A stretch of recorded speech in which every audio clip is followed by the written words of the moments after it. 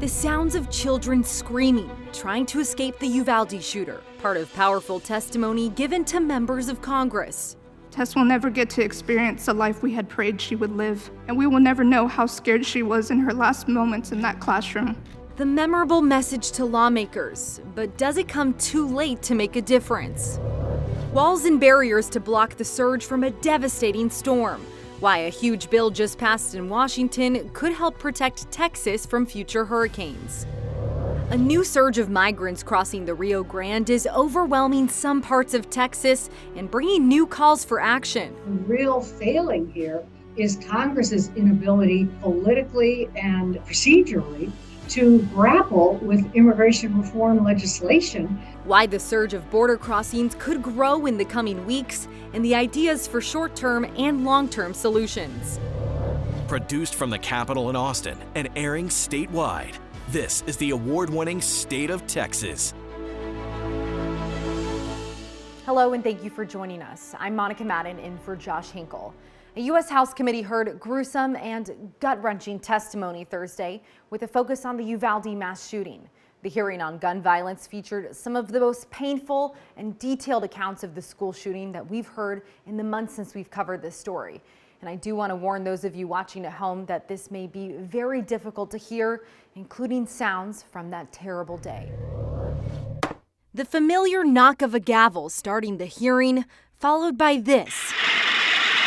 Shrill staccato of rapid gunfire. Audio from that day when a gunman killed 19 children and 2 teachers at Robb Elementary in Uvalde. I wanted, however, the very first sound to be in this hearing, gunfire. Imagine the whole litany of gunfire in America. There was no notice or anything else that might have saved our children. In emotional testimony, the big sister of one of the victims told lawmakers how her sister made their family complete. Tess was the outspoken, courageous, daring, determined, and nurturing person in our family. That ended May 24th. Our life has changed forever. It has darkened because our light has left. Tess will never get to experience the life we had prayed she would live, and we will never know how scared she was in her last moments in that classroom.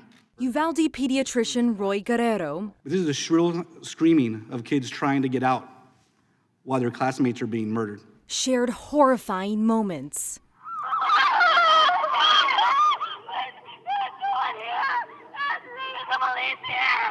In perhaps the most excruciating public testimony to date, children called the police as the gunman taunted them. State Senator Roland Gutierrez exhaustively detailed the massacre.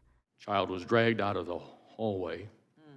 Her face was gone. Hallways and classrooms had blood like no horror movie you've ever seen. Get inside! Defined by chaotic and uncoordinated police response, where it took officers more than 77 minutes to take down the gunman. Off camera, you could hear grown men throwing up from the side of the horror, or perhaps the failure that they had caused. You may never understand what my family is going through, and I'm not asking you to. But today, you can make a change to help families never have to feel what my family feels. The committee hearing focused on finding solutions to gun violence, but Congress is not likely to act anytime soon. The lame duck session ends after the holidays, and then Republicans will take control of the House. Earlier this year, however, Congress did pass the first major gun safety law in decades. Texas Senator John Cornyn led talks on the bipartisan legislation.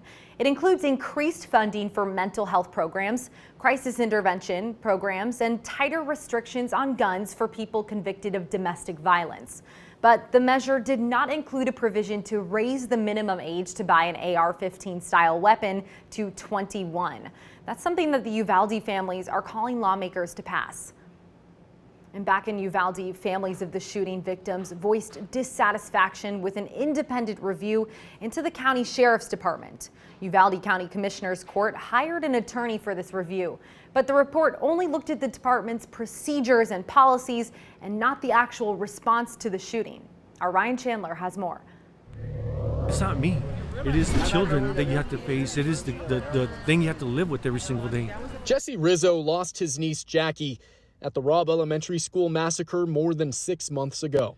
He's among the families wondering why this request for accountability has gone unanswered. is unacceptable, inexcusable, and shameful. Families confronted county officials after they completed an independent review of their sheriff's office that did not address the Robb Elementary School shooting, learning only that the department did not have an active shooter policy until September of this year, 4 months after the shooting. It seems like this review is ignoring the elephant in the room. That is the term I used in describing. That's what everybody wants to know about. So I just talk about the procedure that they have in effect now. The community largely blames Uvalde County District Attorney Christina Mitchell for not releasing key evidence. She met with commissioners behind closed doors and ignored questions that followed. Who are you building a case against? These families, they're missing somebody that's not going to be there for the holiday. That gift that you normally would buy, they're not going to be able to buy that gift because there's nobody there, you know. And so what do? You go celebrate at their sacred ground now, which is a cemetery. You know, that's painful. Ryan Chandler, State of Texas.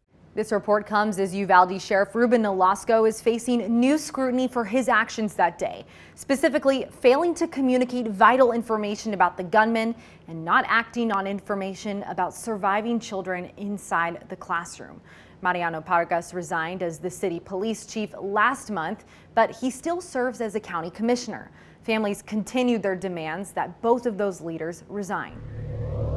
A new surge of migrants crossing the Rio Grande is overwhelming some parts of Texas. We speak to a key congressman about the growing urgency for short-term and long-term solutions.